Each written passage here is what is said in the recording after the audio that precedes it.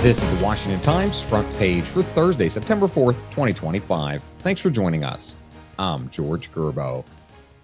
China's military carried out a large-scale show of force, including missiles, tanks, warplanes, and drones that were rolled out during a World War II anniversary parade in Beijing. Several nuclear missiles were among the new weapons on display, Bill Gertz reports. The military publicly revealed for the first time a road-mobile heavy strategic intercontinental ballistic missile.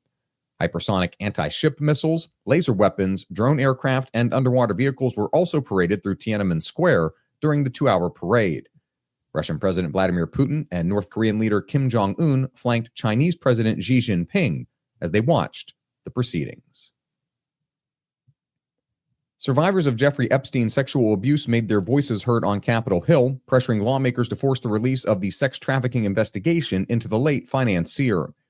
Susan Freechair reports the women who were speaking in front of the Capitol on Wednesday urged lawmakers to pass a measure to force the Justice Department to release all the government files associated with its investigation into Epstein, who died in a New York City jail cell in 2019 while awaiting prosecution. Epstein victims and House lawmakers spoke for 90 minutes about the need for the government to release every document connected to the case. The women also say they plan to list the wealthy and powerful men involved, but might keep the list to themselves to avoid lawsuits or other retribution. Immigration and Customs Enforcement officials say they are seeing an increase in U.S. citizens stepping in to obstruct an immigration arrest. Stephen Dinan reports 2 workers at a clinic in California were charged after using their bodies to block an ICE officer from getting to an illegal immigrant who had fled into their facility to avoid arrest. In Florida, a man and woman were charged with shoving an ICE agent, allowing the deportation target to flee. And in Texas, 10 people have been charged with attempting an armed assault on ICE's Prairieland Detention Center. A shift is underway among Generation Z as a growing number of young Americans are embracing conservative views. Mallory Wilson reports a Yale youth poll this year found that voters ages 22 to 29 favored the Democratic candidate by roughly 6 percentage points, but those ages 18 to 21 favored the Republican candidate by almost 12 points. The youngest eligible voters lean more conservative regarding other social views, including being less likely to support transgender athletes in women's sports and opposing more aid to Ukraine.